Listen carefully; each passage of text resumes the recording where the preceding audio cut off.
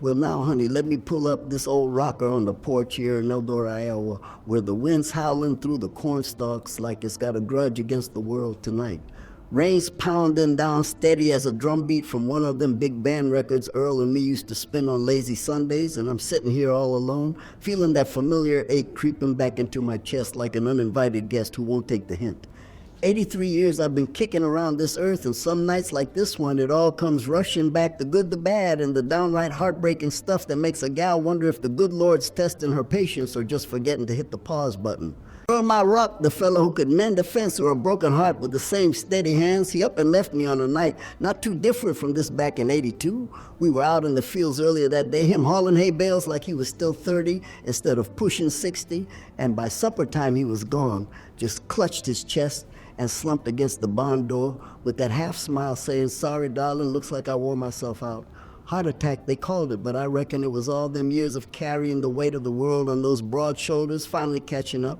I held him there in the twilight, the crickets chirping like they was morning already, and whispered promises I knew I couldn't keep, like we'd dance again at the county fair or watch the grandkids chase fireflies till the stars came out. Neighbors came running, of course, small town like this word spreads faster than gossip at a quilting bee, but nothing they said could fill that hole he left bigger than the Mississippi after a flood. I wandered back to the house that night numb as a frostbit toe fumbling through his things like I could bring him back if I just touched enough of what was his. That's when I found it tucked inside his worn-out Bible, the one he kept on the nightstand dog-eared from all them late-night prayers when the worries wouldn't quit. A letter yellowed and folded neat, as you please, addressed to our boy Jimmy, in Jimmy's own handwriting, but never mailed, never delivered, because Jimmy didn't make it home from that godforsaken war in Vietnam. Earl must have wrote it right after the telegram came, the one that shattered our world into a million pieces, telling us our firstborn was gone, just 21 years old, full of fire and dreams of fixing tractors and raising a family on this very farm. I unfolded it slow, my hands shaking worse than leaves in a gale, and read those words out loud to the empty room, hoping somehow Jimmy could hear 'em up there. Son, if you're reading this, know your pa's proud, prouder than a rooster at dawn. I wish I could have shielded you from all this crazy mess, the jungles, the fear the nights you can't sleep wondering if tomorrow's coming. But a man's got to stand for something, even when it breaks him, and you did, boy, you did. Oh, honey, tears came then hot and fast, soaking that paper till the ink ran like my heart was bleeding out all over again. Jimmy, we buried him with full honors flags and salutes from fellows who served beside him, but nothing honors a mother's loss or a father's unspoken guilt. Earl never talked much about it after just threw himself into the work harder than before, but that letter was his way of screaming silent into the void, the secrets he carried like stones in his pocket, weighing him down. Heartbreak like that, it don't come once and done no, sir. It sneaks up on you in waves crashing over the years when you least expect it. Back in my day during World War II, when I was just a slip of a girl watching Pa Ship, out to fight the Nazis, living mine, us kids to scratch a living from Dust Bowl dirt, we learned early that loss is part of the American patchwork. Ration stamps and victory gardens kept us fed, but the telegrams, the empty chairs at supper, they stole pieces of our souls we never got back. Then Vietnam came knocking again, stealing Jimmy and leaving Earl with regrets he buried deeper than Pa's old war stories. And don't get me started on the recessions them 80s when the banks foreclosed on farms, left and right neighbors, packing up their whole lives into rusty pickups heading west for who knows what. Lust our place too, after pouring sweat and tears into it for decades, watching auctioneers hawk our dishes, our quilts, even Earl's favorite plow, like they was nothing more than junk. I cried that day standing in the mud with the rain mixing with my tears, feeling like the American dream was just a pretty lie told to keep folks hoping. But here's the thing, honey, through all that mess, all them secrets simmering under the surface like a pot about to boil over, we found ways to keep standing. Faith in the church down the road, community potlucks where we'd share more than food, we'd share the hurt and let it lighten just a tad. Earl and me would hold hands on this very porch whispering about the good times, the kids' laughter, the way the sunrise painted the fields gold, and remind ourselves that resilience ain't some fancy notion. It's just refusing to let the storms win. Life's thrown more curves since then. Health scares that had doctors shaking their heads, family rifts mended with apologies long overdue. But each one's taught me that heartbreak's the flip side of love, the price you pay for car and deep. Tommy, my little brother gone too young in Korea Pie, shadows from the war, ma's quiet sorrows over love's unspoken. They all weave into this tale I'm spinning for you now, 'cause maybe Sharon, it eases the load a smidge. We small town folks, we don't dwell. We endure with a cup of coffee and a prayer trusting tomorrow might bring a ray of sun through the clouds. If this old gal's story's tugging at your heartstrings like it's doing mine right now, go ahead and share it with someone who needs a reminder that we're all stitched into this big old quilt of life together, tears, triumphs, and all. Stick around, honey, 'cause there's more to this journey. The early days, the struggles that built me strong, and the hope that keeps me rocking here yet. Well, now where was I, honey? Oh yeah, that letter from Earl hitting me like a ton of bricks on that rainy night. But let's roll back the clock a ways, 'cause to understand how a gal like me ended up with a heart full of patches, you gotta start at the beginning. The real beginning, back when the world was still heating up for that big old war. And I was just a pigtailed kid running barefoot through the Iowa dirt. Born in 1940 on a crisp spring morning in Eldora, a speck on the map town where the biggest excitement was the annual corn festival and folks knew your business before you did yourself. Pa was a farmer through and through, tall as a silo with hands rougher than sandpaper from wrestling steers and plowing fields that stretched forever under that big blue sky. Ma, she was the heart of our home, tiny but tough as nails, baking bread that filled the house with smells good enough to lure the devil himself and mending clothes till they outlasted the folks wearing them. We lived in a clapboard house with a wraparound porch creaking under our feet. 5 kids and all, me the middle one, sandwiched between brothers who teased me merciless and sisters who braided my hair with wildflowers from the creek. Tommy, he was the baby, just 3 years younger than me, always tagging along with his gap-toothed grin, chasing after butterflies and asking why the sky was so high and the river so wide, like he was going to solve all the mysteries of the universe before breakfast. Life back then, it was simple as apple pie, no fancy gadgets or store-bought toys. We made do with corncob dolls and stick horses, racing across the yard till supper time called us in for ma's beans and cornbread sopped in milk fresh from the cow. But even in them easy moments, there was a whisper of hard times, the Great Depression still lingering like a bad dream, folks talking about breadlines and banks closing their doors, leaving families high and dry. Pa'd shake his head over coffee saying, we got our health and the land that's more than some, but I saw the worry lines creeping across his forehead deep as furrows in the field, knowing one bad harvest could tip us into the poorhouse. World War II kicked off when I was barely toddling, and by the time I hit school age, it was raging full steam overseas with newsreels at the picture show, showing tanks rolling and soldiers marching like ants on the march. Eldora had felt the pinch right away, ration books in every purse, tires, and sugar scarcer than hen's teeth, and Ma turning silk stockings into victory flags to keep our spirits up. Pa got the call in 42, leaving the farm in Ma's hands and shipping out to train with the army boys heading for Europe to fight them Nazis who were stirring up more trouble than a skunk in a henhouse. I remember the day he left clear as yesterday, standing at the train depot with the steam whistle blowing loud enough to wake the dead Ma, hugging him tight, her eyes red but her chin high, saying, you come back to us, Walter, you.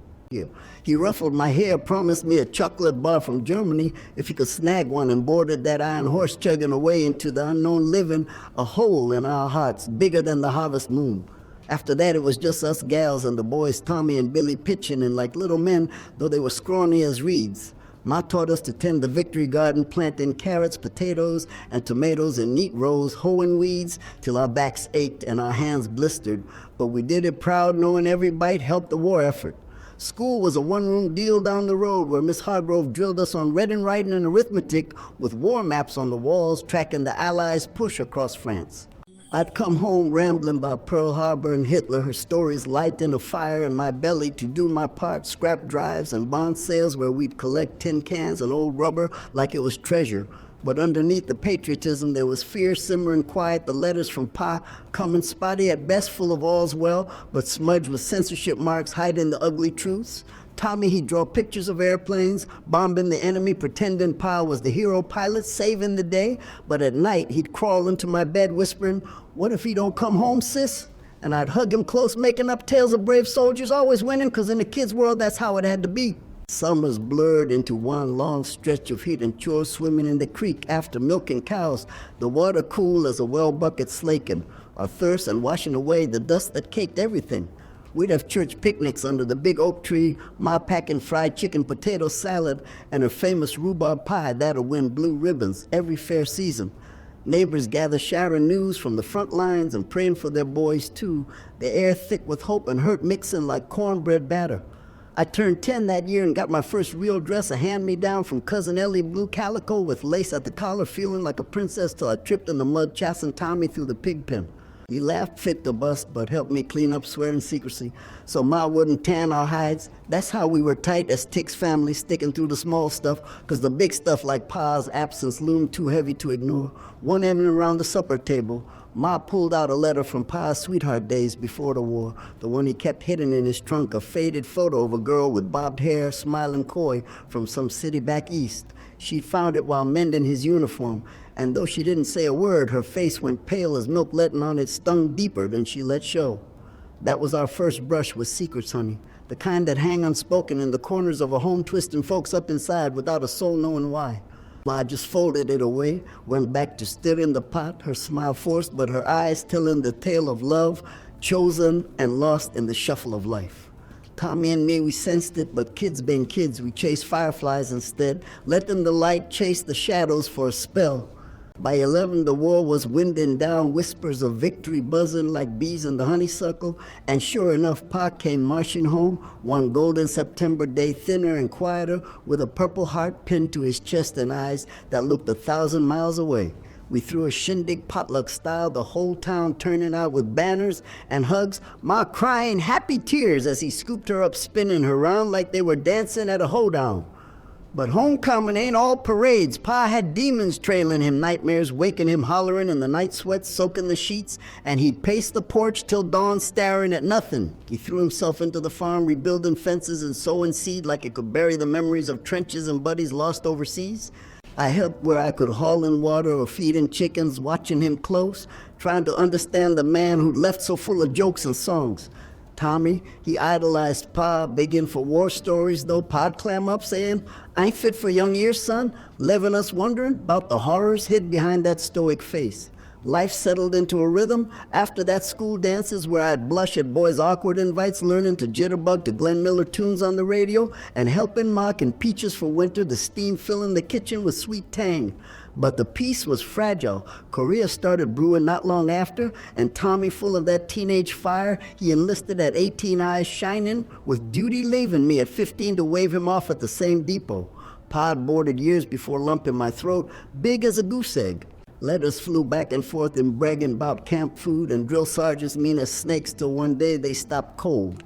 The telegram hit like lightning, Ma read in it. It steady her voice, cracking, killed in action overseas, and the world tilted off its axis. Pa took it hardest, drinking more than before, hiding bottles in the barn, his hands shaking as he worked the fields.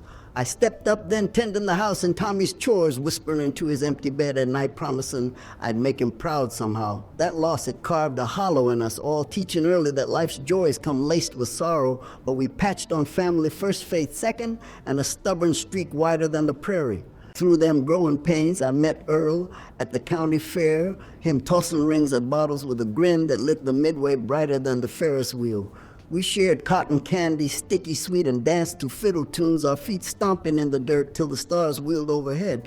He was steady kind, the kind of fellow who listened when you talked and fixed what was broke without fanfare. Courted proper with hayrides and church socials, and by 16 I knew he was the one, the missing piece to my puzzle. But dreams got tested quick, the farm struggling with droughts and prices low, Pa selling off tools just to make ends meet. I worked odd jobs, babysitting and suing for neighbors, saving pennies for a hope chest, dreaming of a home of our own, away from the shadows of war and want. Secrets lingered, though Pa's old flame of ghost Ma forgave but never forgot, and Tommy's absence a wound that scabbed but didn't heal. Still in them early days, I learned resilience the hard way, scraping joy from the everyday laugh with Earl, a hug from Ma, a sunset painting, the sky fire red reminding me the world's still beautiful even when it hurts. Well now, honey, if them early days built the foundation like a sturdy barn, then the struggles they came barreling in like a twister tearing through the heartland, living nothing but splinters and questions in their wake. Married Earl in 1960, right after I turned 20, the preacher's words fresh as spring rain binding us in that little white church on the edge of Eldora, with the whole town crowding the pews, clapping and hollering like we just won the county fair. We set up house in a cozy farmhouse. His folks handed down 2 rooms to start, but full of promise, him tilling the soil, same as Pa and me tending the garden and dreaming of a brood to fill the place with laughter and chaos. Betty came first, our girl, a screaming bundle of joy with Earl's blue eyes and my stubborn chin nursing at my breast, while Earl paced the floor, grinning ear to ear, saying, "We did good, darling, we did good." Then the boys, Jimmy and Ray, closed on our heels, turning our home into a whirlwind of muddy boots and bedtime stories. Earl whittling wooden trucks by the firelight while I rocked them to sleep, humming old hymns Ma taught me. Life felt solid. Then, like the Iowa earth underfoot Sundays, meeting church and potlucks where we'd swap recipes and tall tales, the air thick with pie crust and neighborly warmth. But Vietnam, it loomed dark on the horizon, news crackling over the radio about boys coming home in boxes and protests, tearing up the cities far from our quiet fields. Jimmy, our eldest, he turned 18 and 68 eyes full of that fire Tommy had before him, reading papers about freedom and fighting the commies declaring, I can't sit idle while fellas my age are out there taking the bullet. Earl tried talking sense, but Jimmy was set packing his duffel with Ma's cookies and Pa's old watch, kissing us all goodbye at the bus stop, his hug lingering like he knew something we didn't. Letters poured in, at first full of bravado, camp's tough, but the child's not half bad, making us laugh through the worry till they slowed to a trickle, then nothing but silence stretching longer than a winter night. That telegram arrived on a muggy July evening, the Western Union boy tipping his cap, but avoiding my eyes, handing over the yellow envelope like it burned him. Ma read it first, her voice steady as steel, Jimmy killed in action in Quang Tri, and the kitchen spun wild colors collapsing under me, Earl catching me before I hit the floor, his face crumpling like wet paper. We buried him under the old oak in the town cemetery, flags dropping the casket and a bugler playing taps that echoed hollow in our chest, neighbors bringing casseroles and hugs, but nothing filled the empty chair at supper or the hole in Betty's questions. Where's Jimmy, Ma? When's he coming home? Earl, he wrote that letter I told you about, pouring regrets onto the page about his own war fears, hoping it'd reach Jimmy somehow, but tucking it away in his Bible like a prayer unanswered. Nights blurred into weeping sessions, me clutching Jimmy's jacket smelling of soap and youth, while Earl stared at the ceiling jaw set tight, swallowing grief like bad moonshine. Betty clung closer, drawing pictures of the family, whole Ray too young to grasp it all, but quieting his roughhousing, knowing something broke irreparable. That loss, it reshaped us, honey, turning joy to guarded hope. Every headline from the war, a knife twisting fresh, making us cherish the now fiercer than before.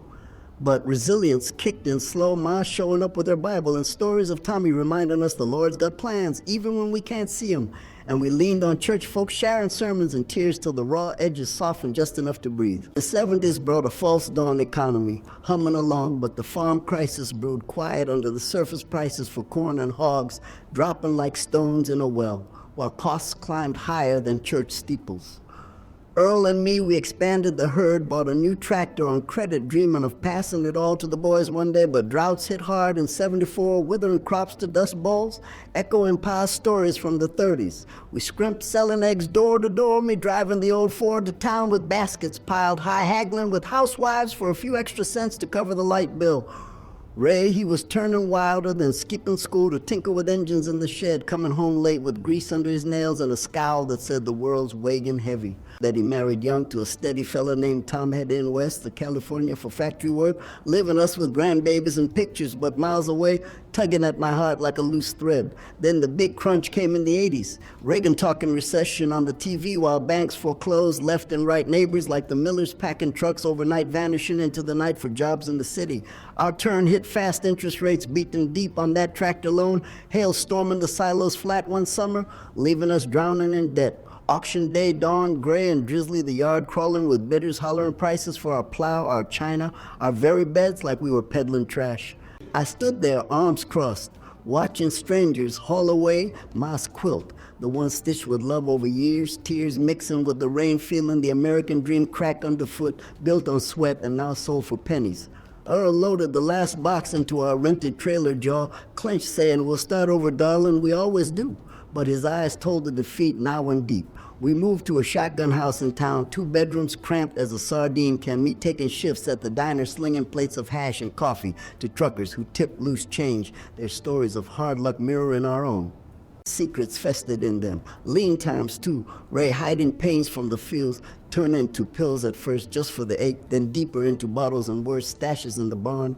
We found one, Emin, Earl rooting through his things after a neighbor whispered concerns. Confrontation exploded hot, Ray yelling, "You don't get it, pal. Life's not all black and white," storming out into the night, leaving us shattered and scared. Months dragged, he wandered odd jobs in Des Moines, sending postcards sparse as winter sun, but shame kept me quiet, didn't want the town pity us more than they already did.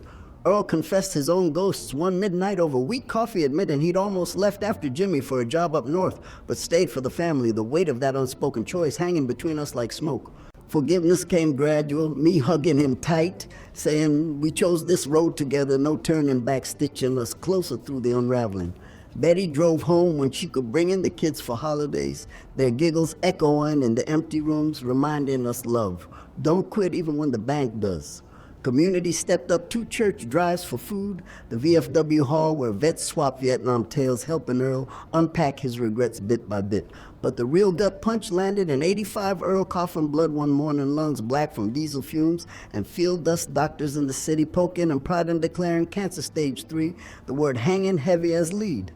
Bills stacked like cordwood treatments, draining our savings, me working double shifts, feet aching, bones weary, but holding his hand through the chemo fog, watching his hair fall and spirit flicker. I fight at Earl like you fought for this family, I whisper read and aloud from Louis L'Amour books, his favorites, escaping the cowboy trails where good always triumphed. Miracles happened though, narrow as a fox's gap, he beat it, remission, coming after months of hell, doctors shaking heads in wonder, and us weeping, grateful in the hospital lot. Coming home, he squeezed my hand weak but warm, saying, couldn't leave you to handle this mess alone. And that near miss had forged us unbreakable, teaching that struggles ain't the end. They're the fire refilling gold from the grit. Ray resurfaced, then cleaned up, marrying Lisa, a sweet nurse from town, giving us little Emma, a grandbaby with curls and curiosity that lit the dim days like fireflies at dusk. But betrayals lingered, one more secret spilling when Betty confessed over tea she'd hidden a miscarriage years back, fearing it'd break us further, the grief doubling, but shared now it halved. Through the foreclosures, the addictions, the illnesses, we endured small-town-style potlucks, turned into support groups, coffee clutches where we'd air the hurts and laugh at the absurd, like the time the auctioneer slipped on mud mid-bid tumbling into the pig trough. USA grit, that's what carried us, the same as them were WW2 home front gals, riveting planes or Vietnam mobs waiting endless recessions, hitting folks coast to coast, but folksy hope keeping the flame alive.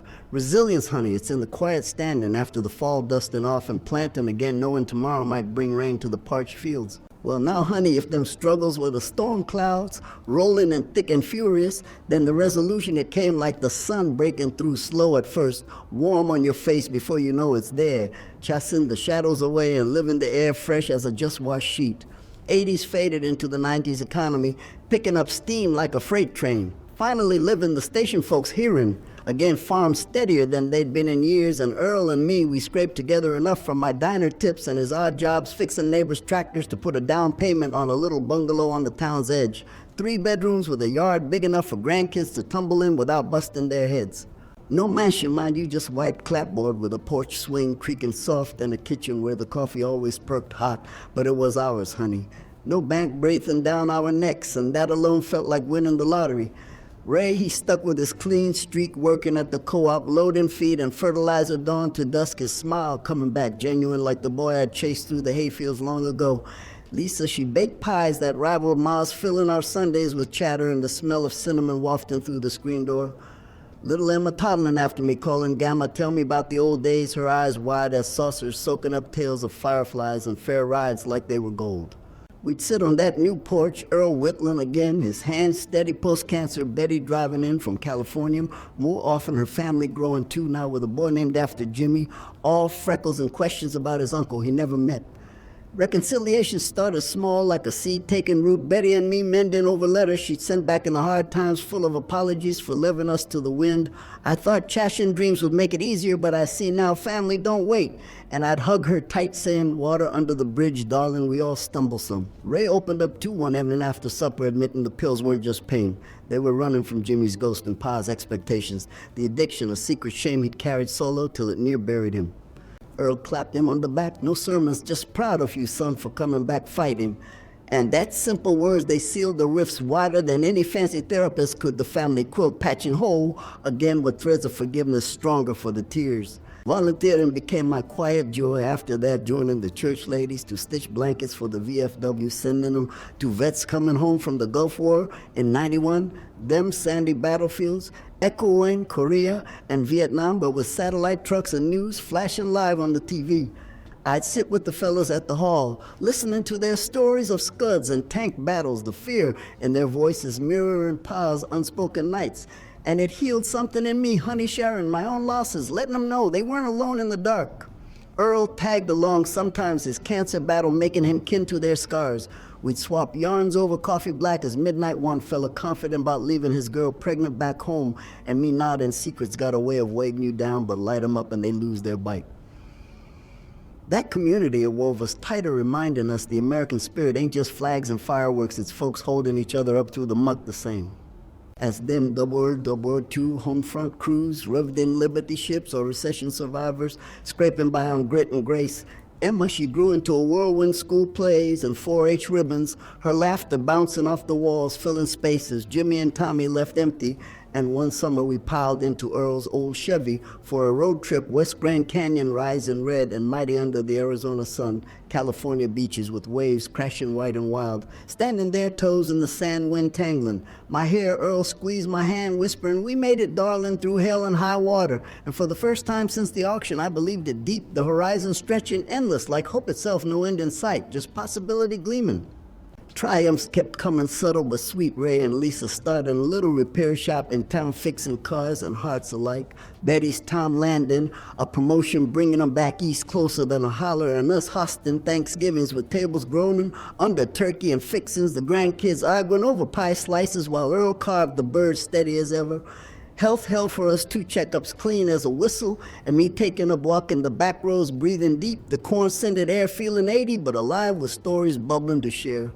One peak hit during Emma's high school graduation, her speech quoted my words about resilience. Grandma taught me storms pass, but roots run deep. The auditorium clapping loud, tears in my eyes, knowing all the heartaches led to this moment of pride, pure and bright. Earl beamed from the bleachers, later confident, that's our legacy, honey, not the farm or the money, but the strength we passed on. And it rang true, the secrets once buried, now blooming into lessons for the young ones. We even mended with the past, driving to the old homestead site. Now fields for someone else, but laying flowers where the barn stood whispering to Jimmy and the ghosts.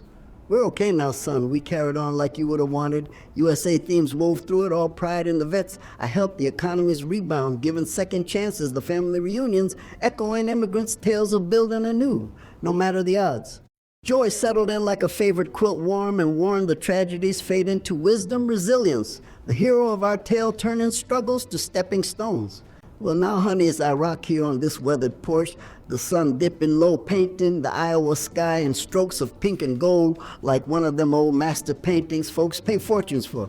I can't help but let my mind wander back through the twists and turns that got me to this even at 83 years young with more miles behind me than ahead. Life's been a wild ride, ain't it, full of them gut-wrenching heartbreaks that leave you gasping for air and secrets tucked away deeper than a fox's den waiting to claw their way out. But oh, the resilience. It's the quiet hero in every story, the thread that stitches the tears into something stronger, more beautiful than before. Looking back on Pa's war shadows, the ones that followed him home from Europe, like faithful hounds he never could shake, or Ma's silent hurt over that faded love letter she found in his things. I see now how those early cracks shaped us all, teaching us to mend without complaining, just get on with the business of living. Tommy's telegram hitting us like a thunderclap in Korea, stealing my little brother's laughter and dreams before he even knew what real life held. It hollowed us out, sure, but it lit a fire too, the kind that made me hold my own babies tighter, whispering promises to the stars that I'd shield them from the world's sharp edges as best I could. Earl and me, we danced through the fairs young and full of spark, but Jimmy's loss in Vietnam, that boy with his pa's grin and my fire, it near broke us clean in 2 nights when I'd weep into the pillow muffling sobs so the kids wouldn't hear, and Earl's letter unsent pouring out his fears that I found. After he passed, it all showed me love's the flip side of pain. You can't have one without the other, and holding on through the storm. That's what counts. The farm crisis in the 80s, banks snatching our sweat-soaked dreams, auction day with rain, soaking my soul as strangers hauled away our history. It felt like the American dream was just smoke and mirrors, but we rose from the mud anyway. Renting that shotgun house, slinging hash at the diner with a smile plastered on even when my feet screamed mercy, 'cause quitting wasn't in our blood. Them struggles they piled high like cordwood, raised wild years, the pills and bottles hid in the barn, his storming out, leaving us raw and worrying, endless. That addiction secret eating him from inside like rust on iron. It mirrored my own buried shames, the ones I kept locked tight to spare the family more hurt. Earl's cancer battle, that cough turning bloody treatments, leaving him a shadow of the man who'd spun me round the porch, chemo fogging his eyes, but his hand and mine steady as ever, beating it back narrow as a needle's eye. It taught me miracles hide in the muck, hopes of stubborn weed pushing through cracked concrete. Betty's confessions, too, the miscarriage she hid, thinking it'd spare us the double grief and the rifts with Ray mended over coffee and tears. They all wove into this tapestry showing secrets don't define you. They refine you if you let the light in. USA through and through, ain't it? The World War II home front with Ma's Victory Garden, keeping us fed on grit and beans. The Vietnam waiting game with telegrams dropping like bombs. The recession foreclosures echoing across the heartland from farms to factories, folks packing up, but planting roots elsewhere. We small town survivors. We didn't have silver spoons or safety nets, just church suppers where hurts got shared over pie and VFW halls full of vets unpacking ghosts, one story at a time. That community bond, it's the real backbone of this country, tougher than any steel mill or assembly line. Now in the quiet of these golden years with grandkids like Emma calling with her own tales of school and sweethearts, and Ray's shop humming steady fixin' rides for half the county, I see the patterns clear as creek water. Resilience ain't flashy. It's the choice to stand after every fall, dust off the knees and step forward head high. Earl's gone these 6 years, his rocker empty beside mine, but his love lingers in the wind, rustling the leaves, whispering you done good, darling. And that letter to Jimmy, it don't sting no more. It's a bridge now connecting us across the great divide, reminding me family's eternal stitch in the heart, not just blood and bone. I've learned to forgive the big stuff, the wars that stole our boys, the economy's cruel twists, the addictions that near tore us asunder, and the small, the unspoken regrets that simmered unspoken too long, 'cause holding grudges is like drinking poison, hoping the other fella chokes. Fate played its part too. Ma's Bible worn from pleading the church prayers, carrying us when legs gave out, and now our volunteers still sending care packages to them overseas fellas, echo on Pa's era, but with emails and drones, the circle turning full. Hope that's the sweetest lesson of all. It's waiting patient as a seed in winter, ready to sprout when the thaw comes, no matter how deep the frost. Life's tragedies, they shape the soul, but don't steal it. Resilience turns them to wisdom, the kind you pass on to the young ones so they face their own storms. A little stronger, a little wiser. If this rambling tale from an old Iowa gal's tugged at your heartstrings like it's doing mine right now, honey, do me a favor, share it with someone who needs a hug or a reminder that we're all in this big old quilt together, patches and all tears making the colors brighter. God bless you, keep the faith. And remember, tomorrow's always got room for a little more light. Stick with me through the ending, but truth be told, there ain't one life, just one long, beautiful story keeping on.